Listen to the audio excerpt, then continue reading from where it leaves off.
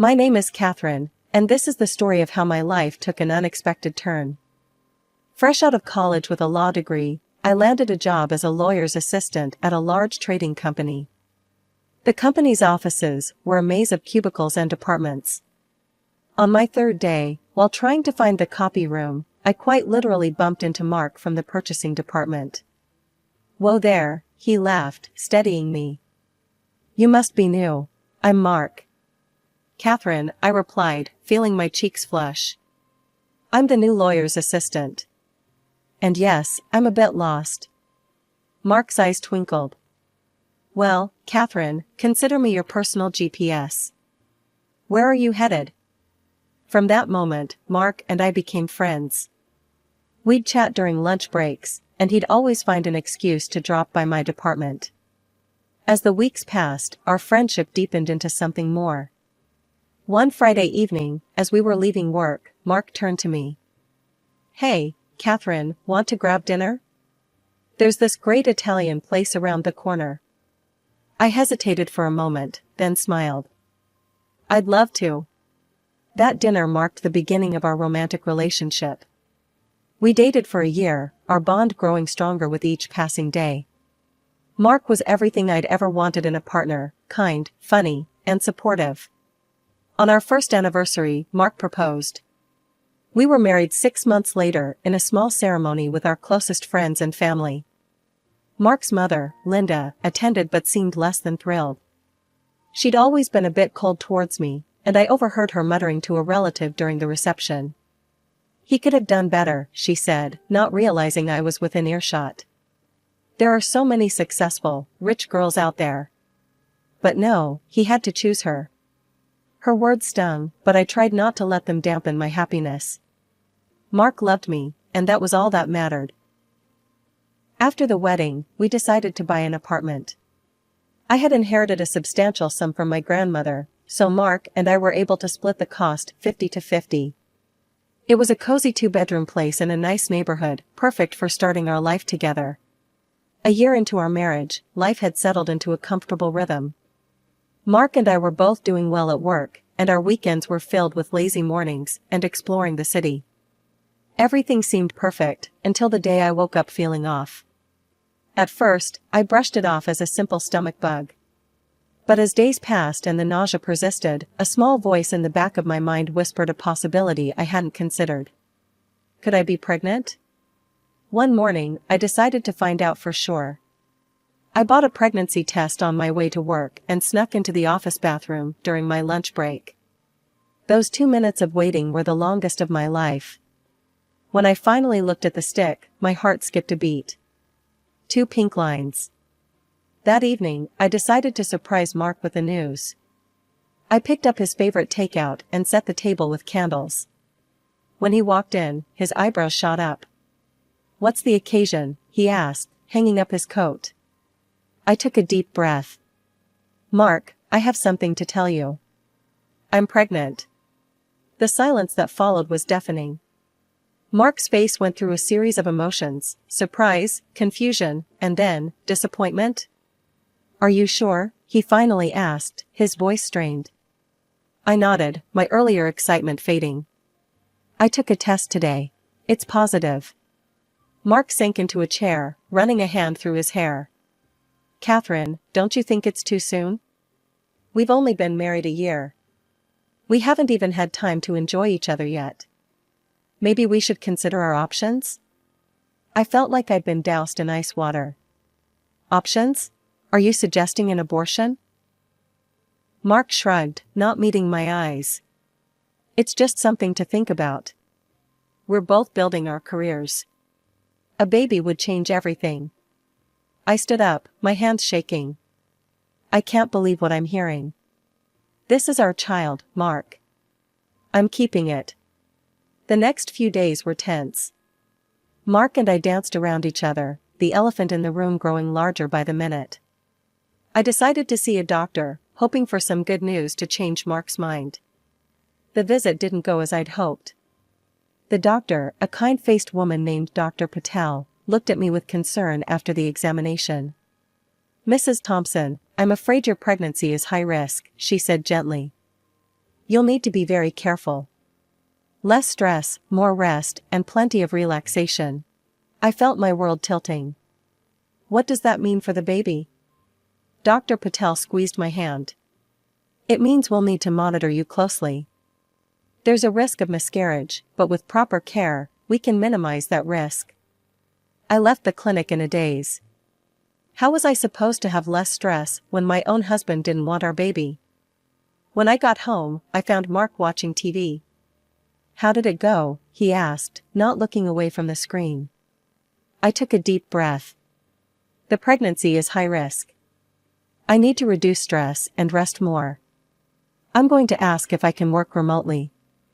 Mark's jaw clenched.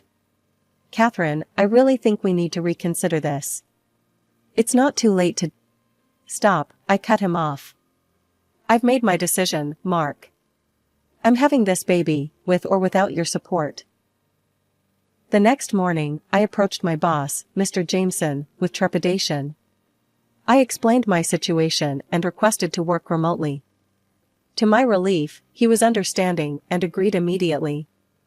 Your health and your baby's health come first, Catherine, he said kindly.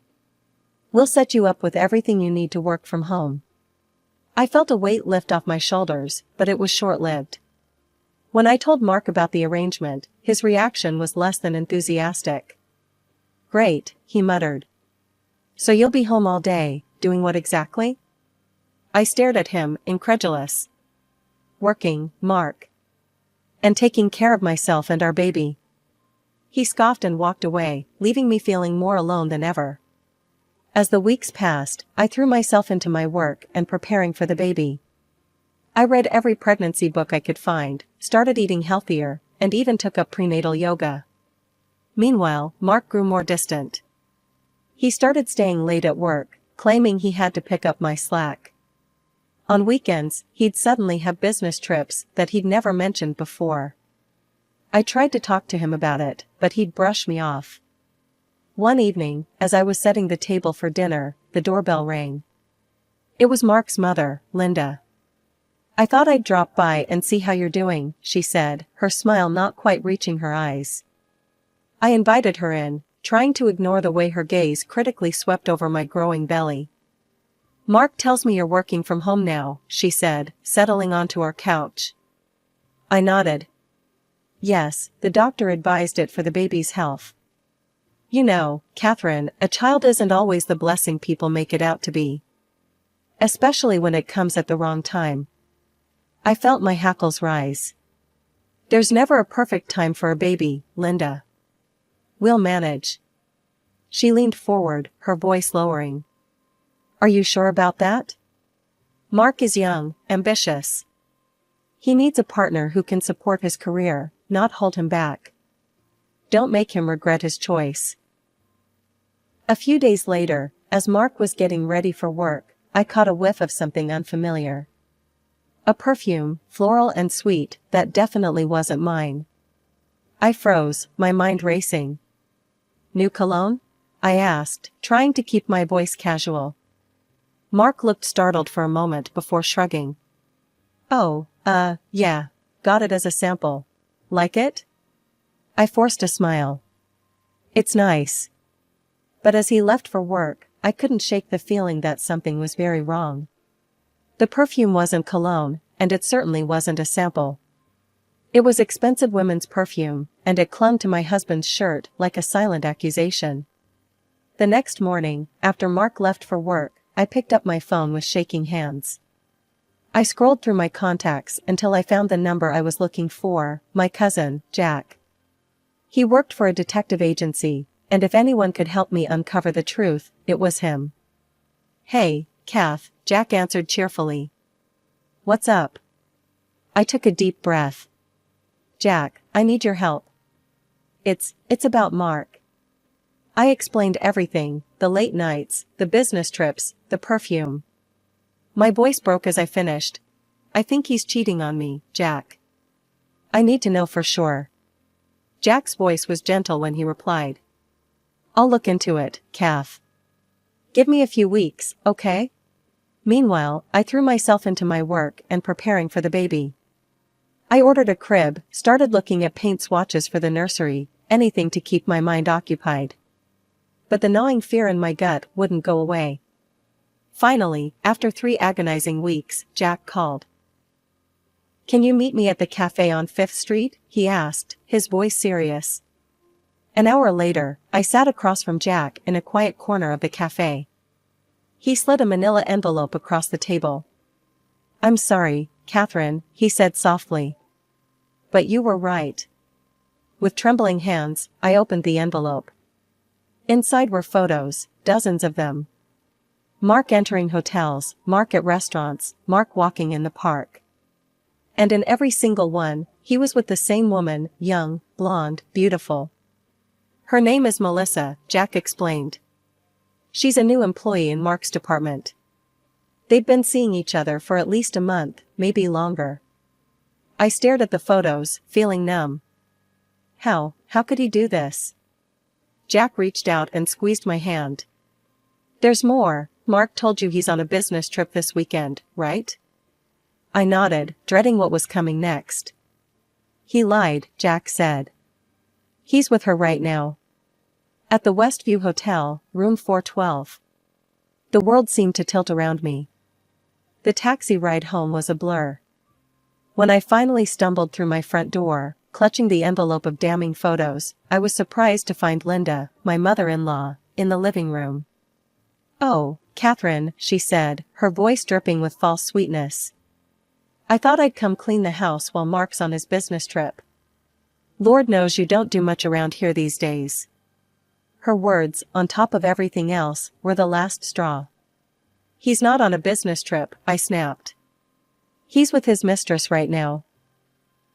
Linda's eyes widened for a moment, before narrowing. "Well, if he is, and I'm not saying he is, can you blame him? Look at you. You're always sick, you've let yourself go, and you never pay attention to him anymore. This whole pregnancy was a mistake. No one wants this baby except you." Something inside me snapped. "Get out," I hissed. "Get out of my house right now." Linda looked shocked for a moment, then sneered. "Gladly. Don't come crying to me when Mark leaves you." As the front door slammed behind Linda, I sat on the floor, my mind reeling from her cruel words. But as the initial shock wore off, a new emotion took its place, determination. I couldn't just sit here while my husband betrayed me. With shaking hands, I pulled myself up and grabbed my car keys. I knew where Mark was, and I was going to confront him. The drive to the Westview Hotel was a blur, my thoughts a chaotic mix of anger, hurt, and disbelief. Before I knew it, I was standing in front of room 412. I could hear laughter from inside, Mark's deep chuckle, and a woman's high-pitched giggle. My stomach churned, but I steeled myself and knocked on the door. "Must be room service," a woman's voice called out cheerfully. "We've been waiting for that champagne." My heart pounded so hard I thought it might burst out of my chest. The door swung open, and there stood Mark, his smile freezing as he saw me. "Catherine," he stammered, clearly caught off guard. "What are you doing here?" I pushed past him into the room, my eyes immediately landing on the blonde woman hastily wrapping herself in a sheet. "Melissa, I presumed." "Mark," I started, my voice trembling. "How could you?"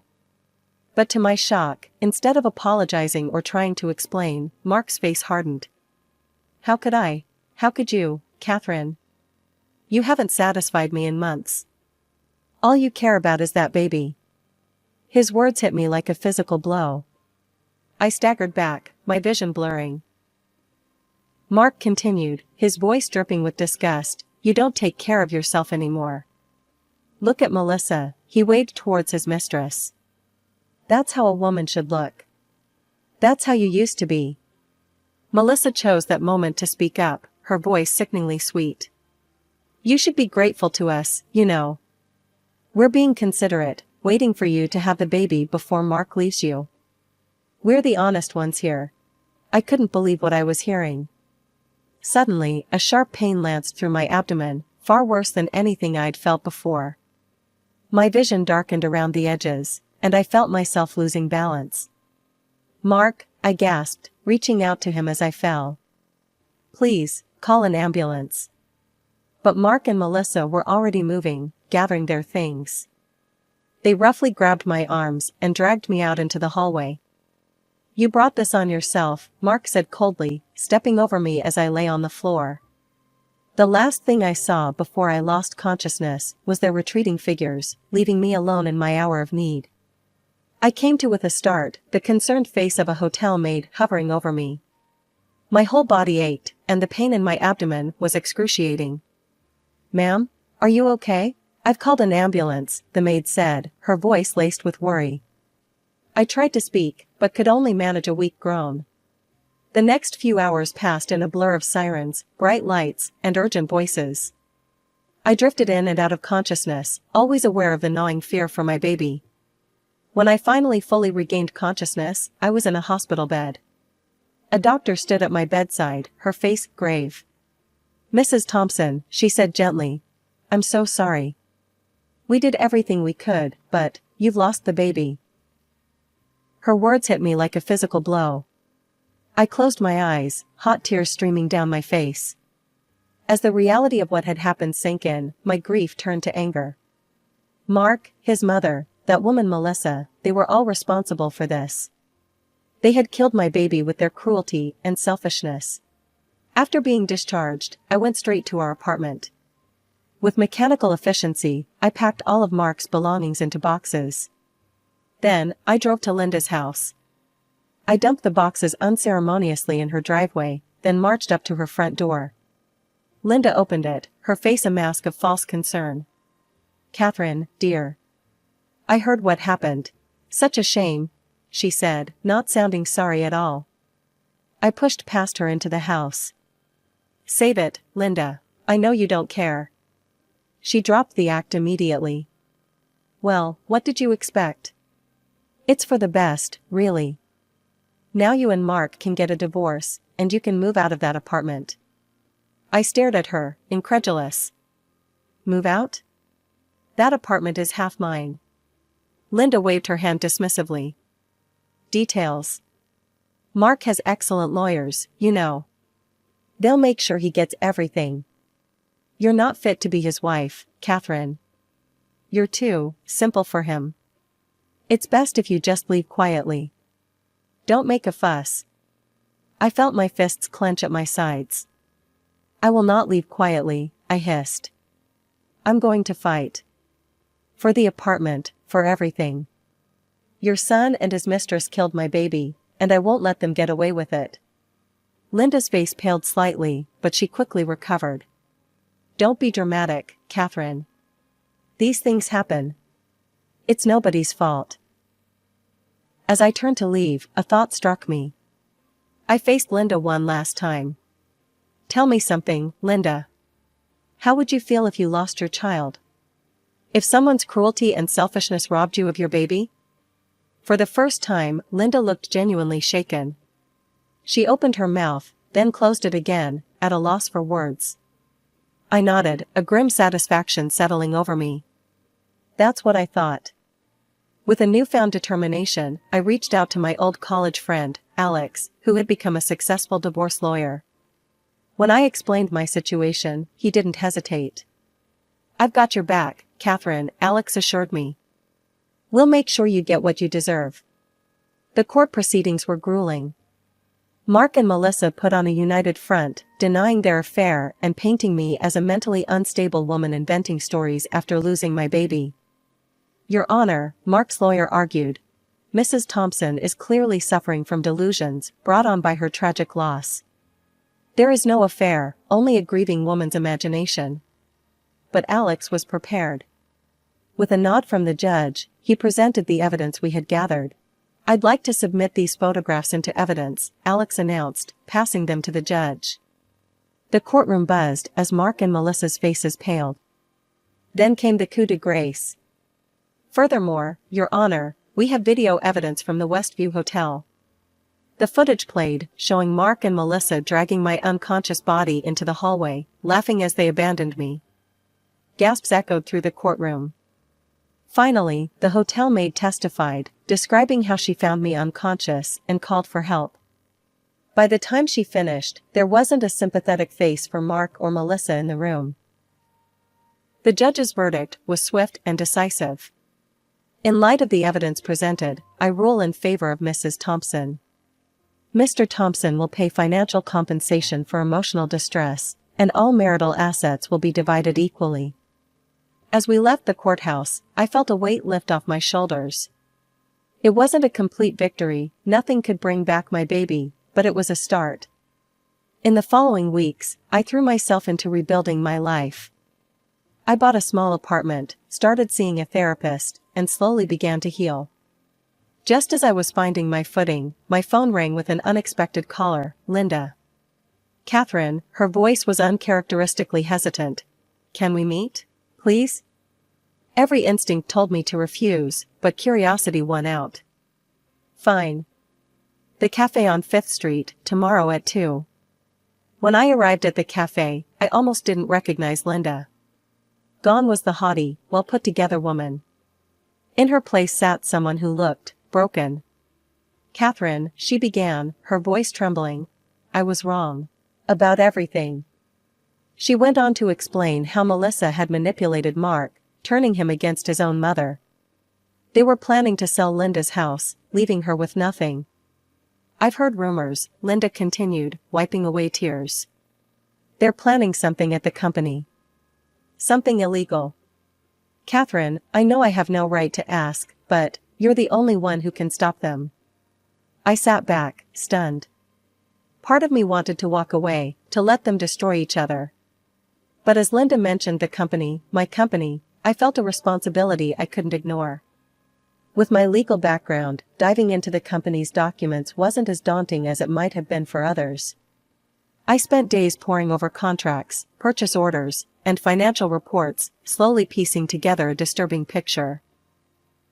Mark's department was consistently overpaying for goods, far above market rates. At first, I thought it might be incompetence, but as I dug deeper, a pattern emerged. The inflated prices always benefited the same handful of suppliers, and the discrepancies had started around the time Melissa joined the company. But the worst was yet to come. I uncovered plans for an upcoming major contract, one that could make or break the company's fiscal year. Mark was set to purchase substandard goods at premium prices, a move that would cripple the company's profits and reputation. With a file full of evidence, I marched into the CEO's office. Mr. Jameson looked up, surprised to see me. Catherine? What's this about? Sir, I said, my voice steady. I've uncovered something you need to see immediately. For the next hour, I laid out everything I'd found. Mr. Jameson's face grew grimmer with each passing minute. This is unbelievable, he finally said. Catherine, I can't thank you enough for bringing this to our attention.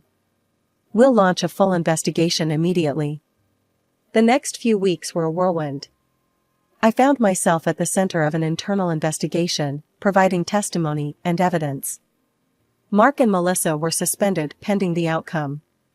When the dust settled, the evidence was irrefutable. The company filed a multi-million-dollar lawsuit against Mark and Melissa, and criminal charges soon followed. I watched from the courtroom as they were both convicted, knowing they'd never hold positions of power again. In the aftermath, Mr. Jameson called me into his office again. This time, his face was beaming. Catherine, your work on this case was exemplary. We'd like to offer you a promotion to senior lawyer, along with this award for exceptional service to the company. I left his office with a new title and a plaque, feeling a mix of pride and bittersweet vindication. Weeks later, my phone rang. It was Linda. Catherine, she said, her voice choked with emotion. I heard what you did. You saved the company. You saved my house. I was so wrong about you. Can you ever forgive me? Linda, I replied softly, I forgive you. But I think it's best if we both move on with our lives separately. I understand, she said. Thank you, Catherine. For everything. As I hung up the phone, I felt a chapter of my life truly closing. The pain would always be there, a dull ache for the child I'd lost and the life I'd thought I'd have. But I'd also discovered a strength in myself I never knew existed.